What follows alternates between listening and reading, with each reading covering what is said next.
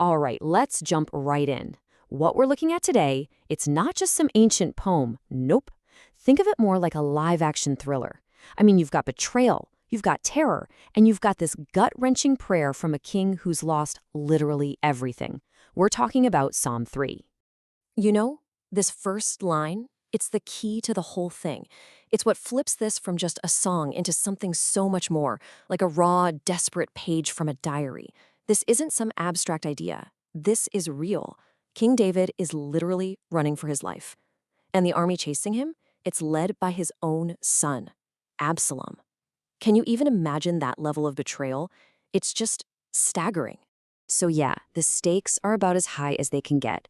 This is a prayer from a guy whose entire kingdom has been ripped away and his heart completely shattered. And it's all done by the same person. So let's do this. Let's walk through what he went through step by step, moment by moment. Okay, so here we are, verse 1. David is he's in shock. He looks out and the sheer number of people against him is just mind-blowing. Try to picture it, right? This isn't just some small band of rebels. It feels like the entire country has turned on him. He's completely, totally outnumbered. And to really burn this into your memory, imagine this scene, David standing on some dark, lonely hill. It's night, he looks down into the valley below, and what does he see? Just a sea of enemy campfires stretching out as far as he can see. And every single one of those little flames, that's a soldier, maybe a former friend, someone who now wants him dead. The weight of it must have been absolutely crushing. Now in verse 2, things get even worse. The attack, it changes. It's not just about swords and spears anymore. It gets psychological. His enemies aren't just shouting, "We're gonna beat you." No, they're yelling something way more vicious. They're taunting him, saying, "God has left you. You're all alone now."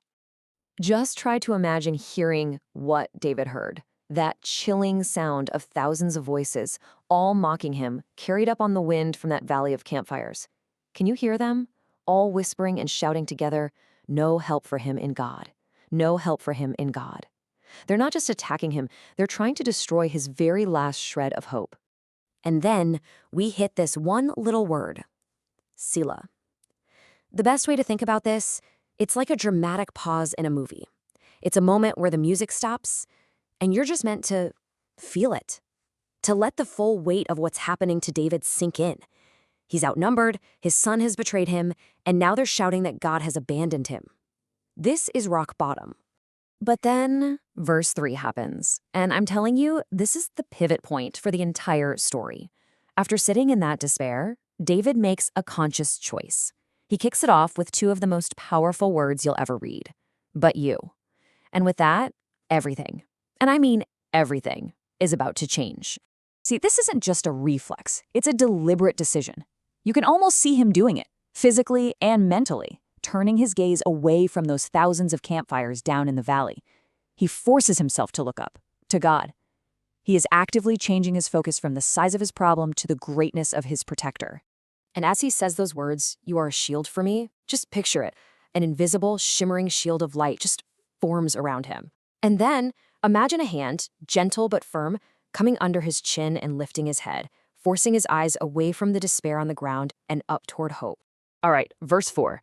This shows us that his trust isn't some quiet internal thing. No, it immediately turns into action. David doesn't just think about God, he cries out loud. It's this raw, real, audible shout of faith into the black of night. And the amazing part? He knows he's being heard. So let's paint this picture. Imagine his voice isn't just sound. It's a literal beam of light shooting up from that lonely hill right into the night sky. And boom! Instantly it's answered. A pulse of light shoots right back from some distant, unseen holy mountain. The connection is live. The call has gone through. And here we have our second Selah. But man, this one feels totally different from the first one, right? This isn't a pause filled with desperation. It's a pause of relief, of assurance. It's a moment to just breathe and let that feeling of being heard and connected to his help, just completely wash over him. So what's the result of all this? Well, what we see in verse 5 is just supernatural. It doesn't make any sense. David does the one thing that seems absolutely impossible. Surrounded by an army that wants him dead, he just lies down on the ground and goes to sleep. I mean, come on. That's a kind of peace that defies all logic. Really picture that for a second. David is fast asleep right there on the battlefield. All those enemy campfires are still burning down below. The threat is still there, but he's completely safe, resting inside that invisible shield of God's protection. Okay, so now it's morning. In verse 6, we meet the man who wakes up, and he is a changed man. His whole mindset is transformed.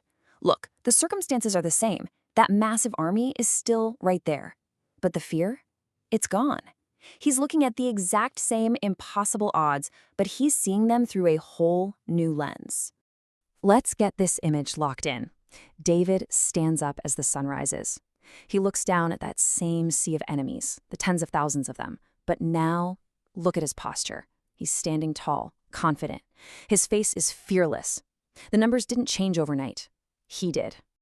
And now in verse 7, his prayer just explodes. It goes from defense to offense. This is a battle cry. It's fast. It's intense. He's not just asking to be kept safe anymore. Oh no. He is calling on God for a knockout blow, a decisive victory. And listen to this language. It's so raw. Strike my enemies. Break their teeth. And that brings us to verse 8. This is the big takeaway, the final declaration. It's the core truth that David hammered out in the middle of this crisis.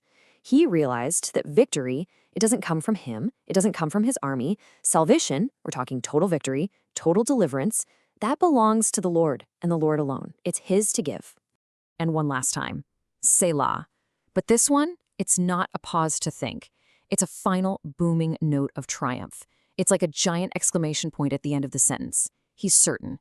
In his heart, in his mind, the battle is already won. The victory is a done deal. So David's incredible journey from pure terror to total trust, it kind of leaves us with a pretty powerful question, doesn't it?